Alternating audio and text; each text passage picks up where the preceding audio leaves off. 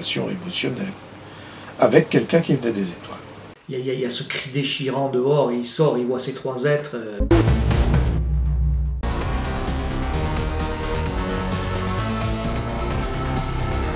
Au cours de quelques observations, les témoins ont rapporté aux enquêteurs avoir observé des formes qui différenciaient des formes habituelles.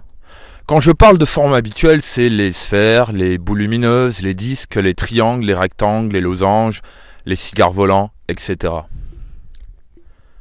En France métropolitaine, dans le département des Alpes de Haute-Provence, du côté de Barème, avait été observé un ovni en forme d'oursin, c'est-à-dire une boule lumineuse avec des pics dessus. L'engin était de couleur vert, avec une petite lueur rouge qui semblait pulser sur le côté. Il y a aussi des trapèzes volants, notamment l'affaire de Saint-Évarzec, ou des objets bien plus curieux, comme une affaire qui s'est déroulée du côté de Chaumont, dans le département de l'Yonne, et enquêtée par l'ufologue Rémi Fauchereau de l'Association d'études des phénomènes aériens. Il y a dans d'autres affaires aussi une sorte d'interaction entre le phénomène et le témoin.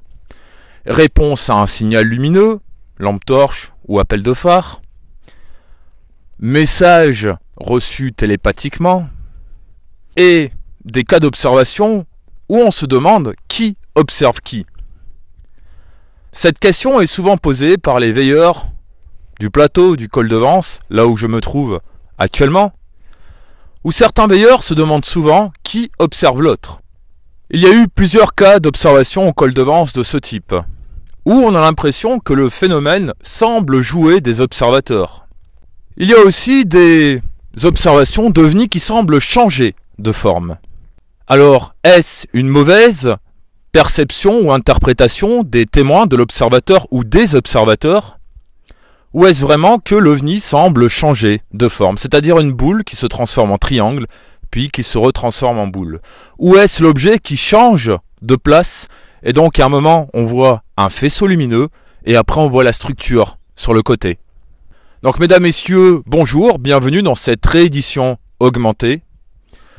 Aujourd'hui, je vais vous partager des cas d'observation d'ovnis en France, des cas particuliers, des cas d'interaction phénomène-témoin ou témoin-phénomène, et des cas d'observation d'ovnis qui semblent changer de forme.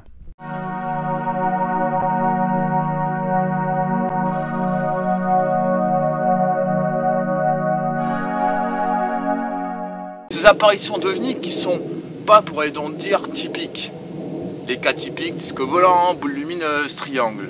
Nous allons voir des cas assez curieux, des cas d'atterrissage, comme un cas à Valençol. Et oui, à Valençol, il n'y a pas eu que le cas de 1965. Il y en a eu d'autres. Le 31 mars 1974, à Valençol, il est 20h. 4 personnes sont en voiture quand elles aperçoivent sur le plateau de Valençol un objet au sol. Il a la forme d'un petit car, avec des vitres très larges et très éclairées. Au-dessus de l'objet sont disposées des lumières rouges verticales, 3 à gauche et 4 au centre, des formes semblant se mouvoir à l'intérieur. De retour à Valençol à 20h15, ils ne voient plus rien, mais d'une autre maison ils peuvent revoir l'objet. 2 des témoins reprennent leur voiture et s'approchent à 500 ou 800 mètres de ce dernier, à 2 km de Valençol, sur la route de Manosque. En février 1974, près de Montcuq, dans le Tarn-et-Garonne. Le 21 février 1974, le témoin, employé des PTT, sort de sa ferme dite Bordehaute. Il est 21h10 et il aperçoit alors une grande lumière. En se rapprochant, il distingue une sorte d'autobus qui plane à basse altitude. L'objet a 2 phares sur le devant et des hublots sur chaque côté, puis il disparaît sans faire le moindre bruit. Source: Lumière dans la nuit, numéro 135, mai 1974, page 26, selon la dépêche du midi du 1er mars 1974. Le résumé de la coupure de presse de notre source ne précise pas comment le témoin a pu voir des hublots sur les 2 côtés de cet autobus aérien, car il n'indique pas les changements de direction qu'il aurait dû faire pour lui permettre de faire ce constat. C'est une carence qui pourrait être soit de la personne qui a condensé la coupure de presse, soit du journaliste, auteur de l'article. Je suis à présent à côté du village du département du Doubs, Évier.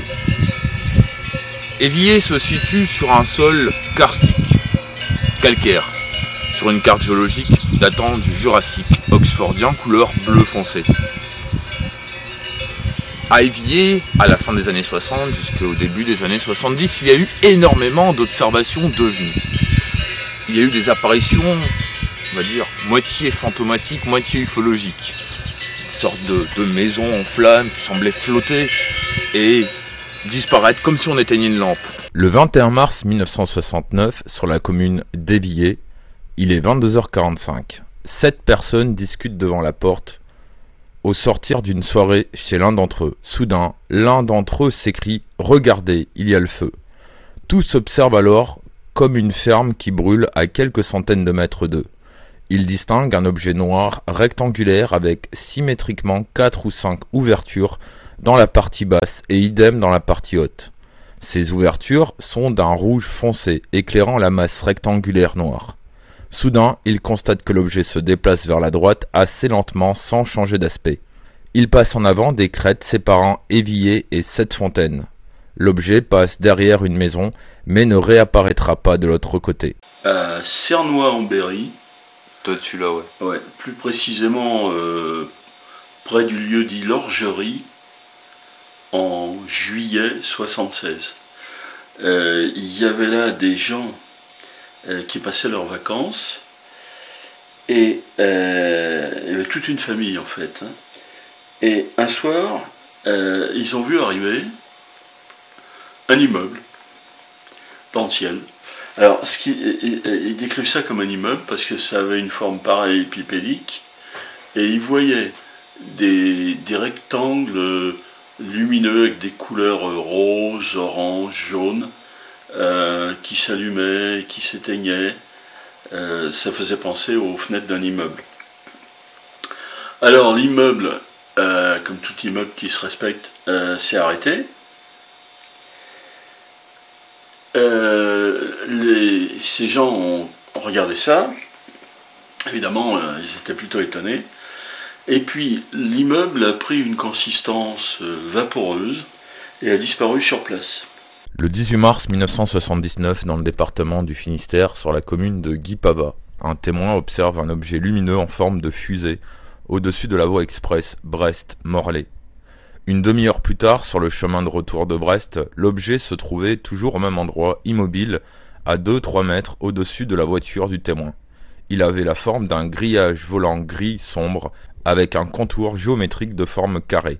On retrouve également cette forme d'ovni rectangulaire avec des hublots comme un petit bus, un immeuble ou autre dans de nombreuses affaires ufologiques en France et en Europe ainsi que dans le monde. Je tiens à souligner l'excellente initiative de l'utilisateur du forum Les Mystères des OVNIs, Boise et Clou, qui a réalisé depuis quelque temps le projet 6000, qui tient à regarder plus attentivement les similitudes entre les observations d'OVNIs, les formes et les entités. Passons à présent à d'autres formes particulières, telles que des formes indéfinissables et les boomerangs géants avec des traînées lumineuses derrière. Alors Rémi, je te retrouve encore à Chaumont, toujours à côté de l'église. Et ici, il y a eu une forme assez particulière qui est observée en 1991. Peux-tu nous en parler ?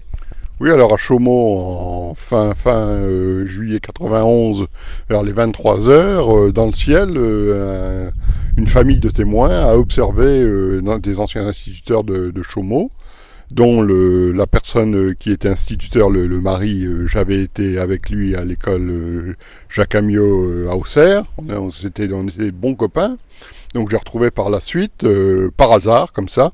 Il a vu mes affiches que je collais et puis il m'a contacté en me disant eh « Tiens, moi j'ai un cas à te signaler, donc viens me voir » et il habitait à cette époque-là à Sens.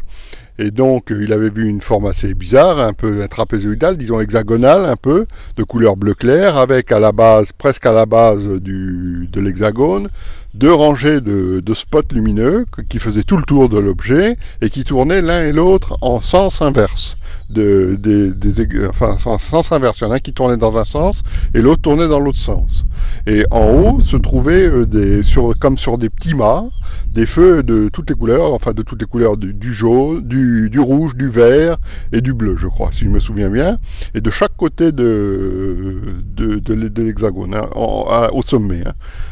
Et donc ça, l'objet, il a observé, l'objet est resté immobile dans le ciel, et puis d'un seul coup, il est parti à une vitesse vertigineuse, et ça s'est suivi d'une traînée orangée dans le ciel.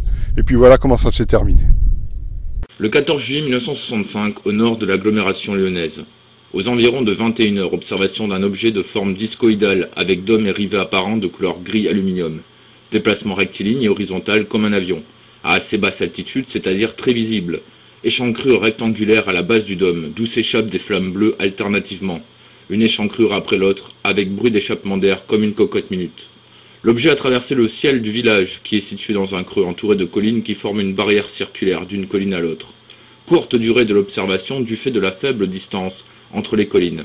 Direction sud-nord. Retrouvons à présent Romain, qui est un veilleur du département des Pyrénées-Orientales et qui a observé un phénomène assez particulier avant ça. Par rapport aux opérations sur E4, en fait, quand j'étais venu sur les Chattes en 2008 et qu'on disait qu'on pouvait voir des ovnis. Alors donc je dis bon, ben, si on peut voir des ovnis, je vais sortir tous les soirs. Et là, ça faisait 6 mois que je sortais tous les soirs et je venais ici avec un caméscope, mais moins bien que celui-là, mais un caméscope, et je mettais sur un pied.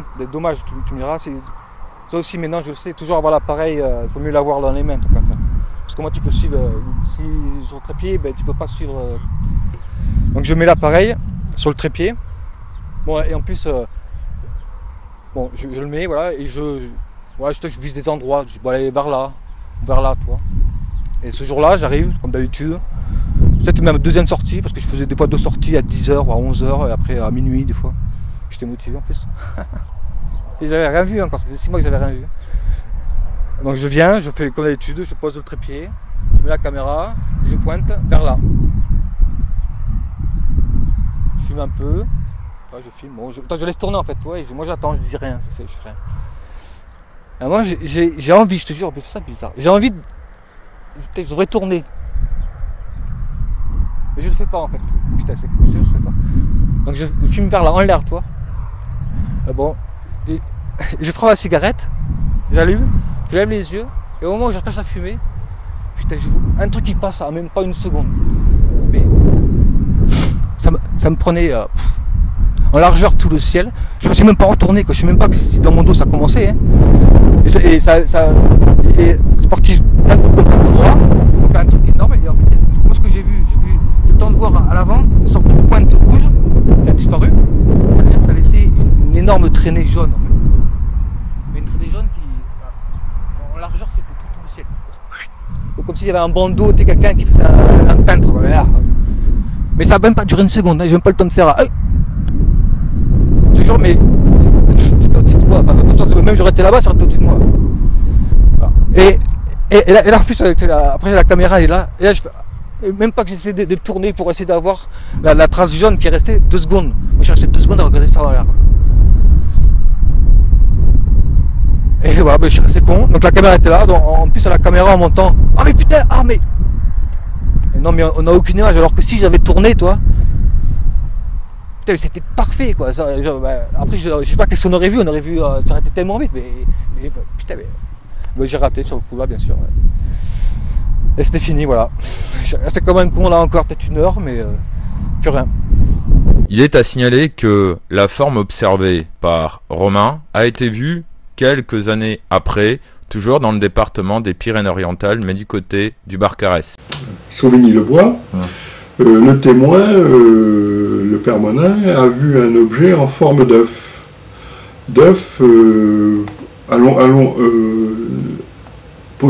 Presque posé sur le sol, mais pas dans le sens vertical, dans le sens horizontal. Quand j'ai été voir sa petite fille, et que j'ai fait une petite étude du cas auprès de sa petite fille, elle m'a dit que cet objet, elle avait déjà vu d'abord une boule, Et après, quand il s'est arrivé dans le jardin, il était en forme d'œuf, en forme de ballon de rugby, si vous préférez. Et puis, quand il est reparti, il a été sous forme, il est passé sous forme de boule rouge, de sphère rouge. Alors, oui, qu'est-ce qu'on peut en penser? Il aurait donc changé 3 fois de forme. Ou alors, il s'est présenté sous des angles, de manière à ce qu'on le voit sous forme de boule. Après, il s'est mis sur le côté, pour qu'on le voit sous la forme allongée, puis il s'est remis sous la forme de sphère. On va te prendre un exemple. Il y a des observations qui ont été faites d'objets qui changent de forme. Je ne parle pas d'objets lointains, je parle d'objets vus de façon proche. L'objet peut changer de forme. L'objet peut sembler être une nuée de quelque chose. La personne, elle va te parler de nuée, elle va te parler d'essaims d'abeilles, elle va te parler de sphères changeantes, d'objets changeant de forme, de luminosité changeant de forme. Maintenant, je te parle de quelque chose qui est en train de se mettre en place actuellement au niveau de l'armée, de nuées de drones. Ils ont mis en place un système, alors pour l'instant les drones sont assez gros, hein, ils font je crois 16 cm de long, mais ils ont réussi à faire en sorte que ces drones puissent, grâce à l'intelligence artificielle, agir de concert en même temps, sans intervention humaine. Et les drones changent leur formation, donc l'aspect qu'on pourrait avoir de cette formation vue de l'extérieur va changer en fonction d'événements qui se passent autour des drones, de tirs, puisque c'est des trucs militaires, de problèmes météo, de choses comme ça. On peut très bien penser, imaginons par exemple, que ces drones, dans 15-20 ans, on les miniaturise, on obtient des objets millimétriques, une nuée d'objets millimétriques qui va interagir ensemble grâce à une intelligence artificielle et qui va se déplacer pour faire des observations, peut parfaitement changer de forme, avoir des phénomènes, créer des phénomènes que nous, humains, à ce moment-là, on ne peut pas expliquer et on n'expliquera pas, on ne saura pas dire « Ah oui, mais c'est une nuée de mini-drones qui volaient ensemble. » Mais peut-être dans 10 ans, on aura ces mots-là, tu vois. C'est-à-dire que l'objet change de forme en fonction des dimensions qui traversent. Et c'est des dimensions qui nous entoureraient, mais qui nous échapperaient complètement, parce que nous ne serions pas assez structurés cérébralement pour les comprendre et les visualiser. Voilà, ça pourrait être une solution aussi, une explication. Pour terminer, la partie sur les observations d'OVNI de type cas particulier, c'est-à-dire les formes particulières, je vais vous faire part à présent d'une observation de rencontre rapprochée du troisième type qui s'est déroulée dans le département de l'Aude, entre Narbonne et Cuxagdod, du côté de l'usine d'uranium de Malvézy, où le témoin observait des scooters volants. En ce 12 décembre 1987, il pleut. Le ciel gris et bas confère à la campagne une image monotone, enveloppée de brume. L'endroit de l'observation est situé près de l'usine Comurex, spécialisée dans le raffinage de l'uranium entre Cuxagdod et Narbonne. Juste à côté, il y a une petite maison en ruine. On y parvient au bout d'un petit chemin que le témoin prend régulièrement pour aller ramasser son bois. Et au beau milieu de cette matinée pluvieuse, c'est le choc. Déclaration du témoin. Habituellement, je rentre directement dans la petite bâtisse qui regorge de bois d'hiver. Ce matin-là, j'ai décidé de faire quelques pas le long du sentier. Après quelques foulées, je suis tombé nez à nez avec 6 êtres, petits de taille de type asiatique et au teint terreux, sortis d'un buisson sous lequel ils semblaient s'abriter de la pluie. Poursuivant son étonnant récit, le témoin rajoute « C'est moi qui ai posé la première question en leur demandant s'ils étaient du coin. » Pour toute réponse, il entendit une femme prononcer d'une voix nasillarde « Planète Earth ». Le témoin faillit en rire, il croyait être tombé sur un plateau de cinéma au beau milieu d'un tournage. Cela ne dura pas longtemps. Quelques secondes après, dit-il, la femme s'agenouilla par terre et elle exécuta 2 signes sur le sol. Il m'a semblé que ses autres compagnons étaient gênés de notre dialogue, mais je ne rencontrai aucune agressivité dans leur regard. Tout cela dura plusieurs longues minutes. Curieux, mais pas du tout effrayé, le témoin a ensuite appris que ces 6 êtres, venus d'une autre planète, pouvaient vivre très vieux et que plusieurs terriens les avaient déjà suivis, ce qui explique leur connaissance parfaite de notre langue. Ils se déplacent à bord d'engins très clairs, sans moteur, ressemblant à des scooters des neiges. Ils m'ont paru plus évolués que nous. Les engins, m'ont-ils dit, fonctionnent par ondes électromagnétiques. La peau de ces gens était froide, et lorsqu'ils m'ont abandonné, les scooters ont quitté le sol lentement, puis ce fut un bruit terrible que j'ai certainement été le seul à entendre. Ce devait être une sorte d'ultrason destiné à cacher leur départ. J'ai dû perdre conscience une dizaine de secondes, le temps pour eux de disparaître à mes yeux. Et je tiens à faire une autre précision par rapport à l'affaire des scooters volants. C'est que dans l'épisode Les Portes du Futur de Jimmy Gueux, il est mention qu'il y a eu une autre observation de scooters volants, mais en Provence, du côté de Pen Mirabeau. Alors ce qu'il faut savoir, c'est qu'en France, effectivement, il n'y a pas eu souvent mention d'affaires de scooters volants. Mais revenons à ces scooters volants ou traîneaux volants. Ils étaient sans moteur, sans roues, démunis de tout système mécanique. Ces engins étaient de couleur claire, 2 mesuraient environ 1,50 m de long, et les 2 autres étaient plus petits, environ 1 mètre. Intrigué par le fonctionnement de ces engins, le témoin a posé la question suivante aux entités. « Comment marche votre truc ?» La femme qui s'était avancée lui a répondu « magnétique » et lui a fait comprendre qu'ils étaient arrêtés à cet endroit car la pluie les gênait. On retrouve cette forme d'appareil ou de drôle d'engin ou de scooter volant dans un autre cas d'observation de rencontre rapprochée du 3e type qui s'est déroulé en Italie. Alors qu'en Italie, il y a eu énormément d'affaires de rencontres rapprochées du 3e type où les entités semblaient être à califourchon sur une espèce d'engin qui ressemblait à une moto ou un scooter volant. Il y a eu énormément de cas, d'ailleurs on peut retrouver ces cas dans le livre Extraterrestre d'Antonio Sciumiento et également dans un ouvrage que j'ai acquis récemment lors d'un congrès à Torriglia en Italie qui s'intitule UFO et Alien en Italie, qui rassemble, on va dire, de nombreux cas d'observation d'OVNI et d'entités en Italie. Mais ce ne sont pas des phénomènes rares, on va dire, d'observer donc des entités à califourchon sur un scooter volant. En France, c'est vrai, ça paraît invraisemblable, mais bon. Après tout, nous avons des scooters des mers, des scooters des neiges, pourquoi il n'y aurait pas des scooters de l'air?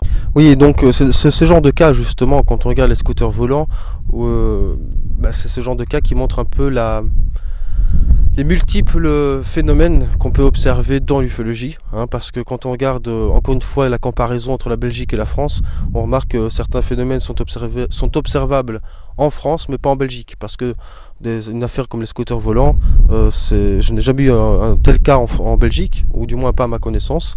Donc ça me permet aussi ici, quand je suis en visite dans le sud de la France, de voir un peu des cas différents que ce qu'on a l'habitude de voir, parce qu'en Belgique on parle beaucoup de boules lumineuses, de triangles. D'ailleurs, quand on regarde en Belgique, on a aussi très peu de cas de disques ou de cigares. Donc voilà, ça me permet de découvrir d'autres phénomènes, voilà, qu'on peut voir dans l'ufologie, dans les classifications. Pourquoi il y a plusieurs formes comme ça? Je ne sais pas. Peut-être que la forme correspond à la fonction de l'objet ou de la lumière en question. Regardez nos satellites, nous qu'on envoie, il n'y en a pas un qui se ressemble. Parce qu'ils ont tous des fonctions différentes. Alors est-ce que c'est des objets qui nous sont envoyés sans, j'allais dire sans humanoïdes, ce serait faux parce qu'il y a eu des RR3, disons la plupart des objets de RR1 qui nous sont envoyés, est-ce que c'est des objets comme ça qui correspondraient à des sortes de satellites pour venir, qui selon la forme correspondraient à une fonction bien précise pour étude de la Terre ou de l'espèce humaine ou de de la végétation, des animaux, de la géologie, je ne sais pas. Peut-être que la forme est à mettre en rapport avec la fonction de l'objet.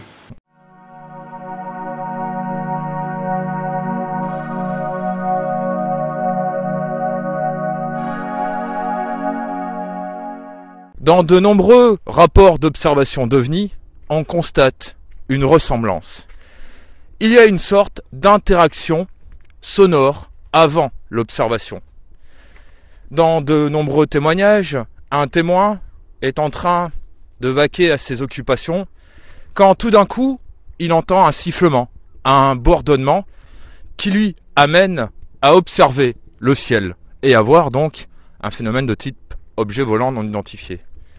Donc il y a une interaction déjà entre le phénomène et le témoin, une interaction sonore. De nombreux enquêteurs étudient ce que faisait le témoin avant d'observer. C'est l'un des sujets les plus étudiés, souvent au cours d'enquêtes ou de récoltes de témoignages ou d'investigations sur des sujets particuliers, des thèmes particuliers en ufologie. Les enquêteurs appellent cela l'avant-observation ou la RR0, c'est-à-dire avant l'observation d'un phénomène lumineux ou autre. Donc passons à présent aux interactions sonores entre le phénomène et le ou les témoins. Le 19 novembre 1953, Le Vigan, département du Gard. De nombreuses personnes entendent un bruit semblable au ululement du vent dans les arbres. Ils lèvent la tête et aperçoivent vers le sud à grande distance une sorte de boule blanche qui descendait. Elle s'immobilise, stationne un instant sur place puis repart vers le ciel à la verticale. Le bruit persista décrescendo après la disparition de la boule. Alors j'ai un témoignage qui m'a beaucoup intéressé, et seulement il s'est déroulé le 5 novembre 90, le fameux 5 novembre 90. Alors, au-dessus de Brinon-sur-Armançon, au-dessus de Brinon-sur-Armançon, à l'entrée, il y a deux gigantesques boules sphériques. Je crois que c'est des silos, mais je ne sais plus à quoi. Je pense que c'est des silos de blé ou pour traiter la farine ou des trucs comme ça. Enfin, c'est une usine de retraitement quelconque. Et là, il y a un objet, il y a un témoin, et il y a un objet, le témoin a vu un objet en forme arrondie, immense, avec des couleurs, et cet objet passe au-dessus de l'usine avec un bruit d'avion de chasse. Avec un bruit d'avion de chasse. Et c'est pour ça qu'il est sorti et qu'il a regardé ce que c'était. Et en sortant et en regardant, c'est là qu'il a vu que l'objet. Et ça faisait un bruit d'avion de chasse. Le 6 août 1954, à Beaumont du Périgord, en Dordogne, une femme, après avoir entendu un ronflement comme un moteur d'avion, observa 5 minutes plus tard vers le sud-ouest un point incandescent qui prenait naissance à la base d'une longue traînée blanche. Le point grossissait et se retournait. Elle et son mari, venus la rejoindre, virent alors comme un feu d'artifice et tout disparut subitement. Ils virent alors un faisceau lumineux comme provenant d'un projecteur. Troublés, ils restent à observer quand à 23 heures un autre ronflement se produisit. Ils virent alors venant du sud-ouest un point rouge en forme de balle de revolver qui avançait avec une extrême lenteur. Un second objet identique apparut et se superposa au premier. Entre-temps, une voisine s'était jointe aux deux premiers témoins. 1 ou 2 minutes passèrent, les deux objets semblèrent se confondre et disparurent. Au cours de ces phénomènes, le ciel semblait plus lumineux. 10 minutes encore plus tard, à nouveau, le ronflement et un point blanc se déplaça lentement. Le 14 septembre 1954, à Vabre-Tizac, dans le 12, le témoin est attiré hors de chez lui par un bruit étrange, de type bourdonnement. Il fait le tour de sa ferme lorsqu'il voit s'élever au-dessus de lui, à grande vitesse, un objet qui présentait à sa partie inférieure un cercle lumineux. D'autres témoins auraient décrit l'objet sous la forme de grands anneaux brillants superposés. Il y a aussi des interactions sonores au cours de nombreuses rencontres rapprochées du troisième type. Je vais vous faire part à présent d'une affaire qui s'est déroulée dans le département du Var, dans le bois des Prênes, enquêtée par Éric Zurcher, spécialiste des rencontres rapprochées du troisième type en France et co-auteur du livre OVNI et Conscience. Et là, c'est un commissaire de police qui a été témoin. Bon, il a vécu une aventure assez extraordinaire. Et j'ai passé pas mal d'heures avec lui. C'était un personnage vraiment tout à fait extraordinaire. C'est quelqu'un qui... Bon, il était policier et puis il avait été militaire avant. Il avait été en Afrique du Nord. C'est quelqu'un qui ignorait toute notion de peur, mais à un point dont on n'a pas idée. Il avait chargé sous des balles, sous des rafales, sans en prendre une. Il avait eu sa femme, il a eu une chance inouïe, il ne se rend pas compte. Un personnage extraordinaire, oui. Et donc, cette aventure qu'il a vécue, qui a duré quand même plus d'1 heure, dans la nuit. Et d'ailleurs, on voit le courage du personnage, parce qu'il est dans son cabanon en train de se reposer, sans électricité, et puis tout d'un coup, il y a ce cri déchirant dehors, et il sort, il voit ces 3 êtres qui s'en vont dans la forêt, et puis il les suit pendant près d'1 heure. C'est une véritable traque. Je ne suis pas sûr qu'il y ait beaucoup de personnes dans un endroit aussi isolé qui seraient partis comme ça dans la forêt à suivre 3 êtres dont on ne sait pas d'où ils venaient ni ce qu'ils étaient. Alors on me dira c'est les réflexes du policier et puis il y a la filature. D'ailleurs j'ai appelé ce cas la traque du chasseur. Là se demander d'ailleurs qui était traqué dans cette histoire. Mais voilà, ça c'est un cas qui, quelle que soit l'analyse qu'on peut en faire par ailleurs aussi, parce qu'on peut l'analyser sous beaucoup de points de vue, c'est un cas qui quand même recèle en lui-même une série d'informations qui sont extrêmement importantes. C'est pas simplement une lumière qui passe comme ça, ce sont des cas... Bon, c'est ce qui est intéressant dans les rencontres rapprochées du 3e type d'ailleurs, c'est qu'il y a de l'information. Alors peut-être que cette information est biaisée, peut-être qu'elle nous abuse, peut-être on peut émettre pas mal d'hypothèses. Mais il y a quand même de l'information. Dans ce cas du bois des Prânes, s'il n'y avait pas eu ce cri déchirant dans la nuit, est-ce que le témoin aurait observé les entités? Là est la question.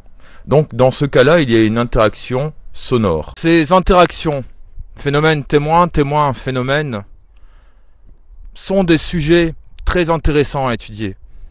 De nombreux enquêteurs s'y sont penchés. Les interactions sonores, sifflements, bourdonnements, les interactions visuelles, réponse à un signal lumineux ou un appel de phare, les interactions émotionnelles, chose qu'on oublie souvent, c'est que quand un témoin observe un phénomène de type ovni, ou une rencontre rapprochée du 3e type, voire du 4e type, ou du 7e type, un témoin, quand il observe un phénomène dans le ciel, il a des émotions, il ressent des choses. Principalement, soit il éprouve une énorme fatigue, soit il n'a pas besoin de café pendant des jours, si vous voyez ce que je veux dire. Il a une énergie d'enfer, comme diraient certains. La seule interaction avec le témoin, le phénomène témoin, c'est le témoin qui a soit été dans un état psychologique particulier. Par exemple, soit il a peur, soit il a simplement sensation qu'on l'observait, ou alors il était euphorique, ou des choses comme ça. Avec Jimmy, on a travaillé, alors maintenant, bon, Jimmy malheureusement n'est plus de ce monde, et la témoin dont je vais parler maintenant n'est plus de ce monde non plus. Mais je vais quand même prendre le nom que Jimmy lui avait donné, Rose C. Rose C a eu une rencontre et une relation rapprochée on peut dire que c'est une RR7, puisqu'il y a eu une relation émotionnelle avec quelqu'un qui venait des étoiles. Et Rose C a manifesté pendant des années après cette fameuse modification psychique qui avait fait d'elle quelqu'un, on parle de percipient, c'est-à-dire quelqu'un qui déploie un pouvoir de connaissance du futur. Et qui a donc, à la suite de cette relation et de cette, comment dirais-je, de la continuité de cette relation, parce que ça a été une relation suivie qui a eu lieu en Camargue, qui a développé ce don, effectivement, de vision et de prédiction, qui ont été des visions et des prédictions avérées. Et Jimmy, et donc j'étais aussi témoin là-dedans, puisque je travaillais avec lui à l'époque, nous avons effectivement étudié ce cas et rencontré à plusieurs reprises cette personne qui était véritablement exceptionnelle. Et qui était aussi, comme je dis, un individu lambda, mais qui fait une rencontre. Passons dès à présent aux interactions visuelles. Je vais vous faire part de quelques cas d'observation où il y a eu une sorte de réponse à un signal lumineux. Le 18 janvier 1974, un témoin qui habite au village Bellevue à Landivisiau observe une boule lumineuse à la hauteur des nuages. Cet objet descend à la verticale et vient s'immobiliser au-dessus d'une prairie. Le témoin décide alors de prendre sa voiture et de se rendre sur les lieux pour en avoir le cœur net. À son arrivée, surprise. L'OVNI a changé de forme et se présente comme un immense cylindre vertical d'apparence métallique de 6 mètres de hauteur sur 3 mètres de large. 2 rotors sont visibles au-dessus et en dessous de celui-ci. Ils émettent des flashs lumineux intermittents. Le témoin, pas très rassuré par cette présence, lance plusieurs appels de phare. L'engin se met alors à monter et à descendre. Et il en sera ainsi à chaque appel. Le témoin gare son véhicule près d'un talus, s'empare de son pistolet et s'avance vers la prairie. L'OVNI s'approche lentement. Le témoin ressent alors des picotements aux yeux.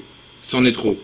Notre homme rentre illico presto à son domicile. L'observation se poursuivra 2 heures durant de la fenêtre du premier étage, en compagnie de 2 autres témoins, avant que le cylindre ne se métamorphose à nouveau en sphère avant de regagner les nuages. Passons à présent à une affaire de rencontre rapprochée du troisième type qui s'est déroulée dans le département des Alpes-Maritimes, à Cagnes-sur-Mer. Au début de l'observation, il y a eu une interaction visuelle entre le témoin et un phénomène céleste, et ensuite il a observé une entité. Chose que nous allons voir à présent. Peux-tu à présent nous parler de l'affaire de Cagnes-sur-Mer? L'affaire de l'avenue Zième. Alors, ça, cette affaire s'est déroulée en mai, je crois, en mai 53 ou 54. Le témoin ne se souvenait pas exactement. Alors, il faut savoir que ce personnage, ce témoin que j'ai rencontré, c'est l'enquête la plus désopilante que j'ai faite. C'était sur un renseignement qu'avait eu le président du CRUD à l'époque. On avait été le voir. Il habitait au fond d'un vallon en remontant à partir de Cagnes-sur-Mer. Et c'était une espèce de bicoque construite de briques et de morocs avec des potagers autour. Et il vivait comme ça parce que c'était une sorte de marginal, on va dire, mais sans la connotation un peu péjorative qui est accordée à ce terme aujourd'hui. Donc c'était un type qui avait eu une vie, il était âgé déjà, une vie absolument extraordinaire, qui avait fait tout un tas de métiers, dont acteur. Et effectivement, quand je l'ai vu pour la première fois, il nous a reçus dans sa bicoque, je me suis dit, mais je connais ce visage. Et il l'a vu, alors il m'a regardé, il m'a dit, ah, il me fait comme ça, elle est connue ma gueule, hein, elle est connue, hein. Mais on n'arrive jamais à mettre un nom dessus parce que j'ai été un acteur de seconde catégorie. Et c'est vrai, le visage me parlait, mais je n'aurais pas pu mettre un nom. Donc il nous a raconté cette histoire qui s'est passée à la date ou aux dates que j'ai évoquées. Alors, il venait du travail, je crois, il remontait vers minuit l'avenue Zième, qui existe encore aujourd'hui à Cagnes-sur-Mer, et qui était à l'époque beaucoup plus sauvage qu'aujourd'hui, moins urbanisé, disons. Et il montait en vélo. Alors il s'arrêtait souvent avec son vélo et il cherchait ses escargots. Et tout d'un coup, son attention est attirée, s'il faisait nuit, par un espèce d'objet qui passe, de forme, on va dire, de forme cigaroïde, avec une lumière bleue, et qui laissait traîner derrière lui comme une espèce de panache. Alors ça il ne sait pas ce que c'est, et ça l'inquiète. Il dit bon, il interrompt sa collecte d'escargots, et puis tout d'un coup, il sent une présence, et il voit à 1 mètre de lui derrière la haie. Alors il faut savoir, la haie faisait 90 cm, parce que le lendemain il a descendu, il a mesuré la haie. Il voit un visage émerger de cette haie. Et ce visage était, en gros, ça ressemblait un peu à l'idée humanoïde qu'on se fait de Valençol. Voilà, c'était un visage très pâle, avec de grands yeux en amande. Mais alors, il faut l'entendre raconter ça avec sa faconde. Il disait, mais il avait un léger sourire, il avait les lèvres très minces et un très léger sourire, et il me regardait comme un ahuri total. On aurait dit l'idiot du village. Alors je me dis, mais qu'est-ce que c'est cet abruti là, et il nous parlait comme ça. Hein. Et puis au bout d'un moment, quand même, ce personnage était très pâle, il ne bougeait pas. Il a commencé à avoir peur. Il a sauté sur son vélo, il a laissé tous les escargots et il est remonté chez lui, quoi. Voilà. Et il est descendu le lendemain, donc si la haie faisait 90 cm, et ben, le personnage devait faire quelque chose comme 1,10 m, voilà quoi. Alors, ce cas résulte de l'amalgame qu'on fait entre cette observation en l'air d'un objet, voilà, et de ce personnage. Ceci, tu sais qu'une des bases de l'enquêteur, c'est aussi de voir quelles sont les sources de confusion possibles et de toujours essayer non pas de proposer, mais de penser à un scénario qui serait rationnel, plus rationnel, même si cela conduit à réduire le cas, hein, bien sûr. Alors tu peux imaginer, par exemple, qu'il y a un bolide ou une météorite qui est passé par là, et puis qu'il y avait quelqu'un pour une raison quelconque ou un gamin derrière la haie, mais il était minuit quand même, bon, mais et que l'assimilation des deux observations a fait le cas. Bon, c'est toujours possible de penser comme ça. Ça, c'est un peu tiré par les cheveux, mais c'est possible. Mais ça a l'avantage, évidemment, d'être dans le rasoir d'Occam, hein. D'être dans le principe d'économie, bien sûr. C'est pour ça que ce cas est beaucoup moins célèbre ou connu que d'autres cas aussi, hein. On ne va pas s'y attarder. Mais c'est quand même un cas que j'aime beaucoup. J'ai une certaine affection pour lui par rapport au souvenir de ce témoin. Voilà. Un jeune garçon en cyclomoteur circule sur la route entre l'Orgue et Draguignan. Il se trouve après la montée de Castelroubine quand il observe un objet brillant, en forme de cône aplati de couleur claire, brillant, se détachant nettement sur le fond du ciel bleu. Il semble se trouver à 200 mètres de distance et à moins de 100 mètres de hauteur au-dessus d'un bois. Il émettait tout autour de sa base une bande de lumière orange apparemment mobile, aucun bruit. L'objet reste environ 2 minutes immobile, s'inclinant de temps en temps sur lui-même, ce qui laisse apparaître une sorte d'aileron sur un côté. La taille est estimée à 4 à 5 fois celle d'un hélicoptère. Donc ici l'interaction est très simple. L'objet disparaît alors que le témoin cherche à s'en approcher. Dès que le témoin se rapproche du phénomène, le phénomène disparaît. Le 27 septembre 1973, à la Seine-sur-Mer, 83, un témoin observe un point se déplaçant au milieu des étoiles, venant de l'ouest. Soudain, ce dernier s'arrête et repart vers le sud. Il se met alors à décrire des 8, revient en arrière, fait des cercles, puis à nouveau des 8. Une accélération brutale vers Saint-Mandrier, puis un arrêt brutal. L'objet repart dans ses arabesques. Le témoin se saisit d'une torche et se met à faire des cercles, avec un décalage de 10 à 15 secondes. Le point lumineux fait de même. Le témoin fait des 8. L'objet fait la même chose. Le témoin fait des allers-retours verticaux. L'objet répond par des allers-retours horizontaux. Voulant prendre sa voiture pour aller téléphoner à la gendarmerie à partir du port, il perda l'objet de vue. L'épouse du témoin a elle aussi assisté au phénomène. Dans certains cas d'observation d'OVNI, il y a des flashs lumineux qui sont observés. Dans les rencontres rapprochées du troisième type, il y a le phénomène des rayons paralysants. Je laisse Rémi Fauchereau, président de l'Association d'études des phénomènes aériens, vous faire part d'une possible explication à ces flashs lumineux. Moi j'aurais pensé, alors ça c'est le point de vue du biologiste, je me demande si c'est pas quelque chose à mettre en rapport avec la vision. Vous savez, vous n'avez jamais passé un électroencéphalogramme où on vous mettait des électrodes sur la tête, et puis après on vous disait ouvrez les yeux, fermez les yeux, et puis devant, quand on vous disait ça, on vous envoyait une lumière. On vous envoyait une lumière devant les yeux pour justement étudier l'étude veille-sommeil, etc. Alors je me demande si ces flashs finalement, qu'ils soient bleus, qu'ils soient blancs, qu'ils soient d'autres couleurs, c'était pas pour sonder notre système nerveux. Ces interactions émotionnelles pourraient-elles jouer un rôle dans certaines observations de phénomènes type cas particulier? Car ces formes que je vous ai citées dans cet épisode, et il y en a encore de nombreuses autres qui mériteraient toute notre attention, les observations varient peut-être tout bonnement avec la culture du ou des témoins et avec sa culture aussi cinématographique.